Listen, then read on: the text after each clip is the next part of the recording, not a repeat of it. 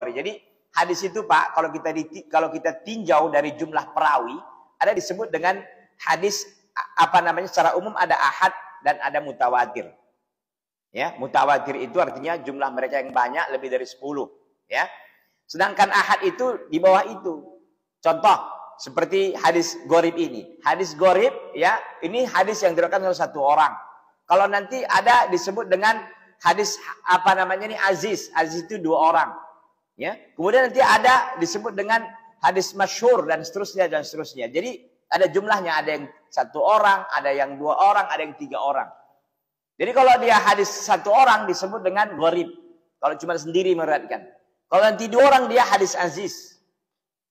Nanti kalau 3 orang dia bisa masyhur dan seterusnya dan seterusnya. Nah, begitu kalau kita tinjau nanti dari jumlah perawi. Karena kalau kita belajar ilmu hadis, kalau ini kan kita tidak belajar ilmu hadis ya, yang kita belajar justru fikihnya, fikih hadis itu. Kalau kita belajar ilmu hadis luar biasa Pak. Nanti kita belajar hadis ditinjau dari ini, hadis ditinjau dari ini. Ini harus dihafal gitu. Kalau nggak dihafal nggak bisa memang. Jadi jangan antum takut ya. Walaupun saya bilang begitu, kita nggak belajar mustalahul hadis, kita nggak belajar ilmu hadis. Yang kita belajar adalah fikih hadis. Jangan gara-gara itu antum nanti pekan depan nggak datang lagi ya. Jangan. Kita belajar fikih hadis aja ya. Baik.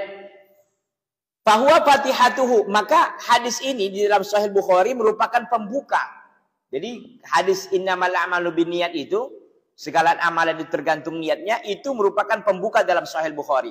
Wa misluhu bidzalika khatimatuhu. Dan demikian juga di dalam penutupan Sahih Bukhari. Artinya, di awal Sahih Bukhari dibuka dengan hadis gharib, di akhir Sahih Bukhari juga ditutup dengan hadis gharib. Maka kata para ulama, orang-orang yang berhujjah, karena di sana ada kelompok yang mengatakan hadis ahad tidak bisa dijadikan hujjah gitu. Ini termasuk bagian dari hadis ahad.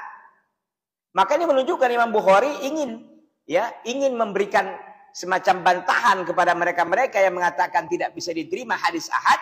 Ini dia. Imam Bukhari berhujjah dengan hadis ahad ini.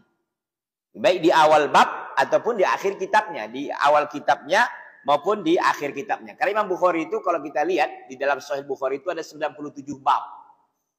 Ada 97 bab.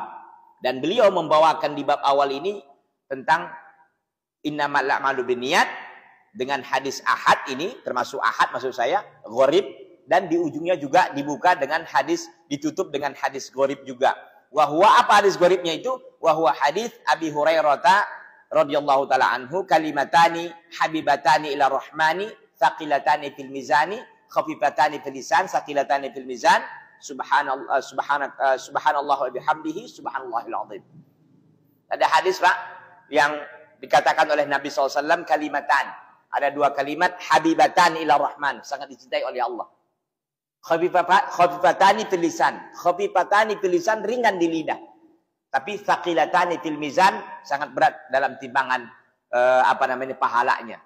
Apa dia? Subhanallahi wa bihamdihi subhanallahil azim. Gampang. Antum ulang-ulang. Ketika antum pulang ke rumah nanti, di jalan ulang-ulang ini hadis ini. Subhanallahi wa bihamdihi subhanallahil azim. Subhanallahi wa bihamdihi subhanallahil azim. Al-hadis wa huwa aidan min gharabi sahih. Ini juga termasuk hadis-hadis gharib yang ada dalam kitab Sahih Bukhari. Maka ini saya sampaikan, Imam Bukhari ingin membantah. Mereka mengatakan bahwa tidak bisa dijadikan hujjah hadis ahad, yang termasuk di sini hadis gharib ini, bagian daripada hadis ahad. Ini terbantahkan dengan apa yang disusun oleh Imam Bukhari di dalam kitab sahihnya. Karena yang para ulama memuji Imam Bukhari, setiap peletakan hadis itu dalam setiap bab, itu ada fikihnya gitu. Maka disebut dengan fikihnya Imam Bukhari.